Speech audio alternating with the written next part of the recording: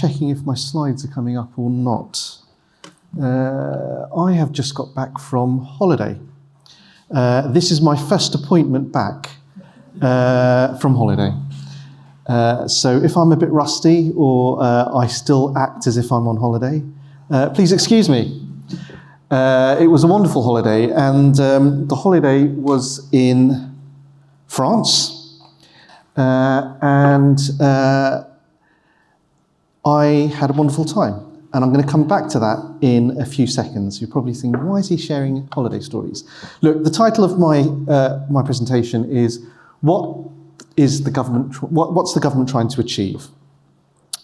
And when I joined the programme in September 2017, when I joined this part of government, the Department for Levelling Up, or at that point it was called the Ministry for Housing, Communities and Local Government, we go through more changes, and sometimes I forget my department name rather than my last name. So, but when I joined the department, we had a mission, which was to make sure people are safe and feel safe.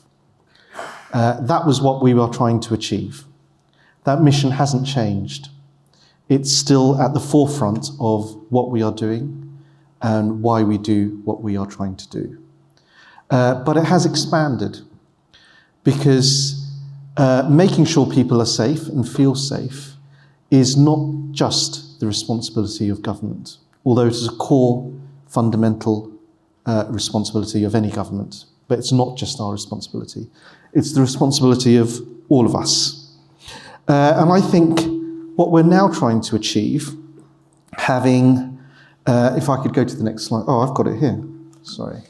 There you go. God, terrible, aren't I? What we're now trying to achieve is something slightly different, or similar, but slightly different from legislation. We've introduced legislation. This is the timeline of everything that happened, and I just want to share with you a few thoughts. The Grenfell Tower fire happened. It was a shock to me. It was a shock to most people, I would say. Dame Judith did a report which was quite significant. It basically said that the system we had in this country, the regulatory system, and the way that regulatory system was operating was not fit for purpose.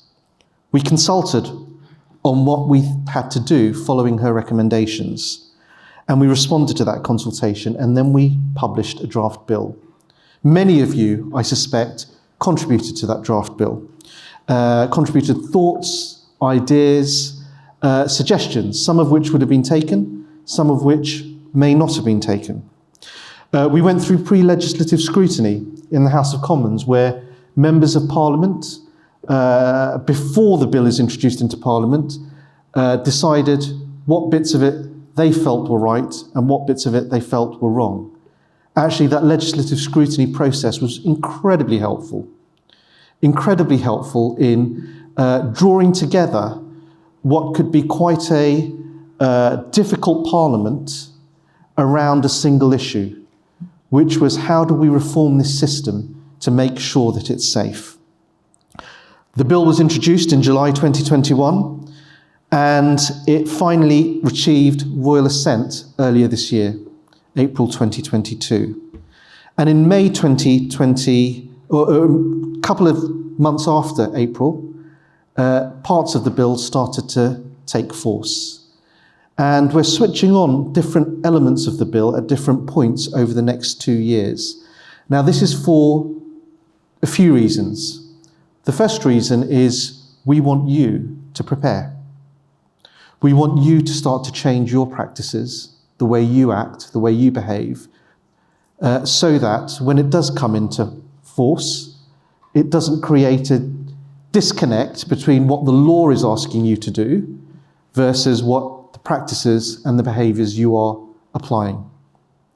The second reason is our regulator, which will be looking to enforce the legislation, has to build up capacity and capability. And so that's happening. And the third reason is we took very broad powers in the bill so that we could start to set out how it would work in secondary legislation, which means that these are regulations which are yet to be introduced. And we're consulting on the first batch of those currently. and you can check in on them, but we'll be doing more shortly. I want to major on that first point, really. Culture, changing your behaviours and practices, not just you guys, but the industry, the sector. Let me go back to France, because that's my happy place. I love driving in France, I really do. You know, I drove to the southwest of France. I do it pretty much every year. It's lovely as long as the kids are quiet in the back, which you can't always be sure they are going to be. But I've discovered if you put an audiobook on about history, which I love, they quickly fall asleep. So that's my solution, and I pretend that they're being educated, but clearly they've got no clue what's going on. They're fast asleep. But one of the reasons I like driving in France is because you may only have 2 lanes, but everybody moves to the right when they're not overtaking. And I am a terribly fast driver. I'm getting older, so that will change. But I do like to drive, and I do like to, unfortunately for my wife, put my foot down. And so it's very nice driving in France because you overtake, and the cultural behaviours of people that are there are brilliant. But what's also interesting, the cultural behaviours of the visitors that attend France are also good. So you see the German number plates, the Polish, the Romanians, and they all follow the same cultural practice, which is move to the right when you're not overtaking. And it's a joy. Except when you get those big trucks, which sort of decide that they want to overtake and then go up 60 or 70 miles an hour, 100k. But then you come back here, and that's not the practice. We sometimes go on motorways with 4 lanes, and you're stuck on the 4th lane just behind people that are not moving over to the left. And it's really disappointing. And what I reflect on is that isn't about laws, that's about cultural practice. That is about the behaviours that each of us accept around us and the norms that we then create. And this is something I think we need to do in our sector. It's not about the legislation, it's about what we accept. It's about the norms we create. It's about our cultural practices. Now, some of you will look at me and say, look at this strapping young man. But my wife, of course, tells me the truth, which says, you know, Chandru, you need to lose at least half a child from your body, if not a whole. You know, I'll say, right, darling, I'm going to cut this out, or I'm going to do that. And none of it really works. Because it's these big events which I hold on to for about a month and then slip back into normal practices. And then she tells me, Chandru, it's just about making the small decisions. It's about making a number of small decisions. It's about changing your lifestyle. It's not about this big thing. It's not about, you know, trying to go on a diet. Actually, if you want to be sustainable, it's about a number of little changes in your lifestyle. Now, I cycled here. That's a small change. It also saves me a bit of money, which is good. But I want to focus on that a little bit as we move forward, which is small changes. Probably at the end, because you don't want me telling you how to change your behaviours, you want me telling you about the bill. So, the Building Safety Act, I'll focus on that for a moment, but just remember, the Building Safety Act is this big thing. The big things hardly change things on the ground. It's the small things that change things. It's the cultural practices and the norms which change things. Right? But we've done a big thing. We've got this big bill, and it is a big bill. It's the biggest change to building regulations and the way we govern buildings in over 40 years, since 1983, if I remember correctly. And Building Safety Act, it paves the way for a construction products regulator. It also creates a building safety regulator within the Health and Safety Executive. It improves, or it seeks to improve, the competence and oversight across industry, giving the building safety regulator in HSE much stronger powers and responsibilities in that area. And it sets out a legislative framework which never existed before in a much sharper way around higher risk buildings when they're in occupation, not just when they're being designed and built. And it improves redress measures, which I know creates issues for a lot of people, but must be right. There are a few key concepts in the bill, which you should get to know about, and if you don't know about, you will get to know about over the next few years. There's this idea of a higher risk building. Now, we've defined it as multi-occupancy residential buildings above 18 metres that have 7 stories or more. Or has 7 stories or more, not and, sorry. But we have the powers to change that definition in secondary legislation. And it's slightly different during design and build phases versus occupation. So in design and build phases, we also include care homes that meet this criteria and other such buildings that house vulnerable people. They aren't included in occupation because they have their own regulatory, quite stringent framework during occupation. We introduced this idea of building safety risk, and again, we talk about the spread of fire, which I know you all will be interested in, but we also talk about structural failure, because those are the 2 main causes of building failure that cause catastrophic risk to people. But we also take powers to prescribe other matters into secondary legislation, should they arise. Now, you'll see that we're taking quite a few powers into secondary legislation, should we choose, because what we want to do is make this future-proof. This is a system which will evolve and must learn.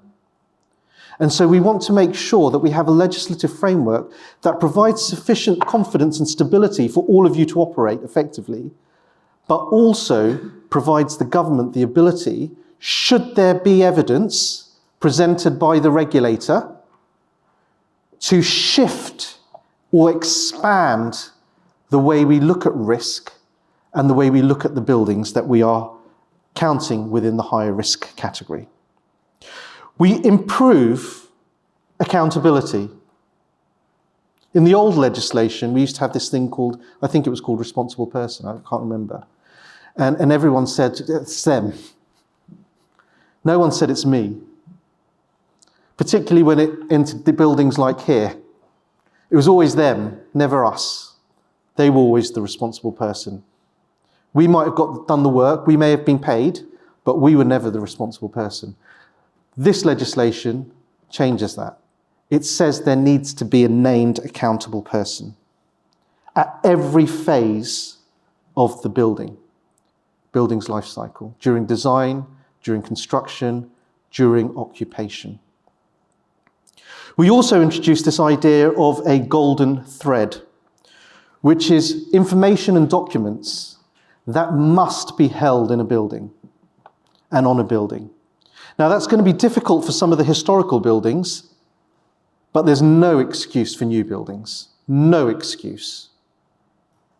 There's no excuse for buildings built over the last 2 or 3 years not to have information on the materials that are being used, the fire protections that have been placed in there. There's no excuse. We're introducing gateways. These are much harder than building control points because they are literally stop-go points, where the regulator will have to give you permission before you can start digging the ground, where the regulator will have to give you permission before your building can be occupied, and they will need to be satisfied. And if you don't listen to what the regulator says or wait for their position, their approval, you face serious consequences, in some cases criminal. You have the safety case, which is this idea that once a building has been built, responsibility for the management of safety doesn't end there. There still remains an accountable person, And they need to look at that whole building as a system and think carefully how they're going to manage it and how they're going to minimize and manage the risks or mitigate the risks in that building. We all know that every building has risk. You can't eliminate risk from a building. We all know that. I once told a story about when I was 7 years old and my parents were poor, so we lived in a council flat. They went away, as you did at that time, because, quite frankly, they had to earn money to survive us, and they left me and my sister at home alone. And I was 7, and I set fire to the carpet. Right? The only way you're going to eliminate risk from building is getting rid of people, which then defeats the purpose of a building. Right? So we're not going to eliminate risk, but we do need to think about how we manage, mitigate, and minimize risk. Particularly for that 7-year-old me who didn't know any better, that sets fire to his flat. What are the protections in the building that prevent that fire from spreading, but also, thankfully, protect me from dying? Otherwise, you all wouldn't have had the benefit of me today. Wow. Gateway 1 is the planning. It's been enforced since August 2021. It's not a stop-go point, but the Building Safety Regulator is a statutory consultee to the Planning Authority.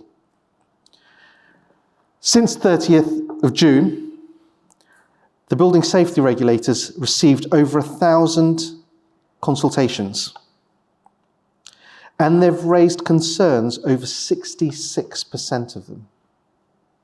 66% have been raised, concerns have been raised across those 1,000. And 30 are reconsultations because there's still outstanding concerns as a result of the design. It's shocking. These are buildings above 18 metres. The big things that the regulator is focusing on are single stairs and lifts, poor and obstructed accessibility for fire appliances, which is basically fire engines, and realistic as opposed to made-up escape scenarios. There's also a lack of care about vulnerable residents. Remember I said Gateway 1 and 2 focus on vulnerable residents.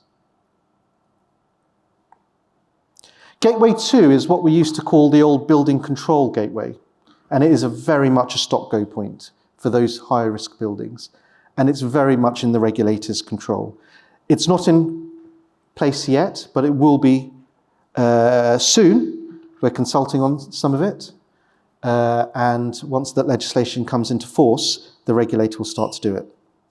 But applications will need to include competence declarations, fire and emergency file statements, and plans on how you're going to manage the golden thread.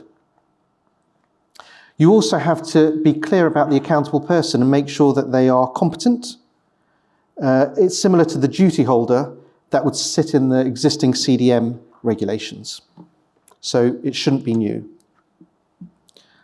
Gateway 3 is new. It's quite hard. And a building can't be occupied until Gateway 3 has been completed.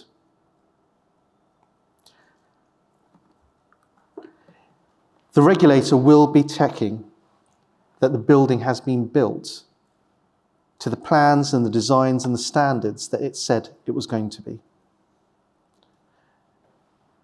And if it isn't, I think you'll find there will be some developers who start to lose a lot of money because they won't be allowed to have their building occupied until the regulator is satisfied that other mitigations, concerns, issues have been resolved.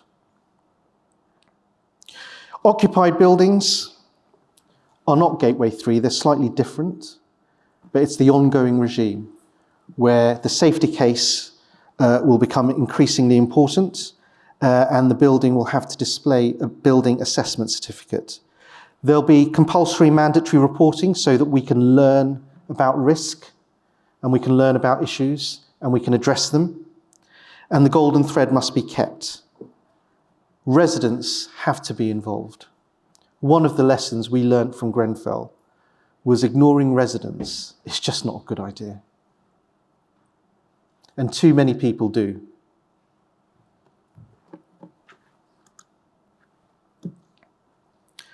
We're also creating a stick, a much harder stick, for people that don't do the right thing.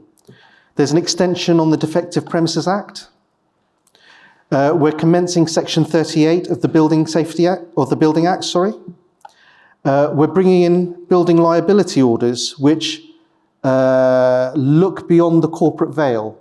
So setting up SPVs to limit your liability and use it in not the way SPVs were meant to be used will not offer you protection against the law when you willfully and purposefully do the wrong thing.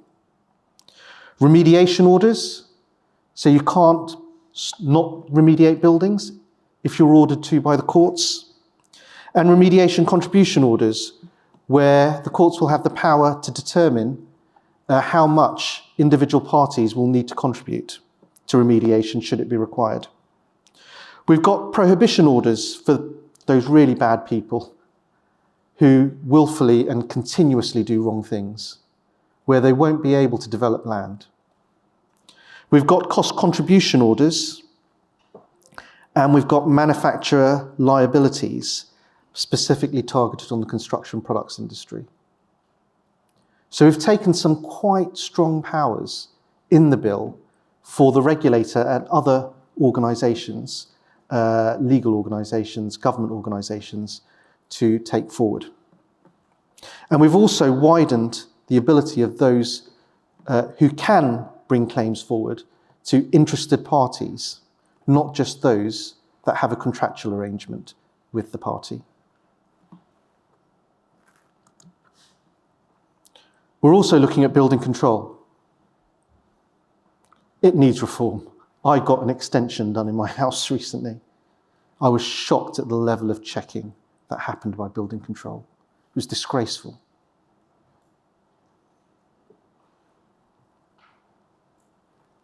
If that happened to my extension, which is a really simple job, I hate to think what's happening to higher risk buildings. It needs reform. We're creating a unified professional structure for building control where every single person who inspects a building as a building control inspector will need to be registered. We're going to be driving competency up across them. I'm expecting there to be oversight of performance of individuals and of companies by the regulator.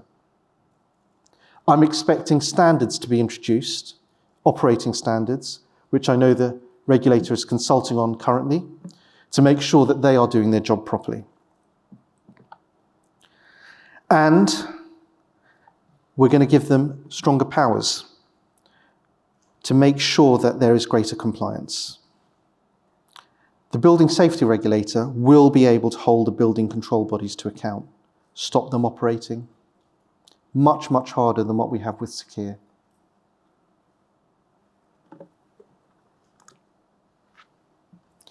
Construction products have been strengthened. We've made the Office for Product Safety and Standards, currently in BAYS, the regulator for construction products as well. They've already started to take action. You may have seen that they took action against Kingspan recently, where they had to withdraw K15 from the market. This regulator is very, very keen to look at this market, and it's starting to do research across a number of products which it considers to be higher risk. But we're also looking at how we extend this regime to look at a greater variety of products. And we're introducing a safety critical construction products list, where their failure would cause risk to cause death or serious injury, requiring declarations of performance and measures to ensure constancy, which means that every product coming off the manufacturing line is right. Alongside that, we are and will be looking at the testing regime. And of course, we've got a review currently led by Paul Morell and Annalise Day, looking at construction products testing regime.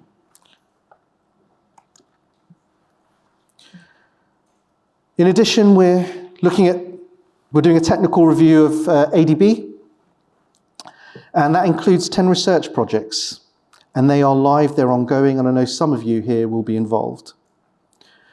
We've got a live consultation, as I mentioned earlier, so please do get involved in that, which is covering the design and construction parts of the legislation. And we're moving technical advice outside of the department into HSE. That is not as a means to reduce the oversight by government, but actually the objective here is to increase oversight across the system. So the Building Safety Regulator will have a significant budget to look at the technical policy documents and reform them.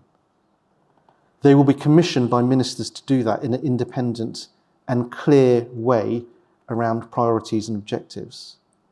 And they will be left alone to get on with that and provide their advice to ministers, working with the committee that they will have, the successor of BRAC, so the Building Advisory Committee, to put forward recommendations. In addition, the department will also not have the same level of technical expertise that HSE have, but the department will continue to have oversight across the system. And we're building up a much stronger stewardship role, which is looking at not just the technical documents, but much wider. And also looking to create the feedback loops into the market and into the system to make sure that issues are being captured and being understood, both by the regulator, but also by government. It's the fail-safe, if you like. If the regulator's not doing its job, there's still no excuse for government not doing its job. We're continuing remediation work. We've announced remediation of mid-rise schemes, and we are actively pursuing those who are not doing the right thing through legal means. We're continuing to look at deficiencies across the system and with products and with buildings and trying to think through how we address them. This work is not over. We're just beginning. So what's government trying to achieve? Well, we've done the big act. We've done the big laws. Now we're looking at you. Now we're looking at the market. Now we're looking at the sector. Now we're looking at professionals. Because laws don't change culture. Laws allow culture to change. But behaviours, practices, standards, what you do creates a change in culture. So what are we trying to achieve now? We're trying to achieve that thing which Dame Judith Hackett talked about in her report, which underpinned all the recommendations of the report about culture change. It's about the little things that you do in your job, as well as the big things. It's about what you accept and what you don't. That's what we're trying to achieve. That's me.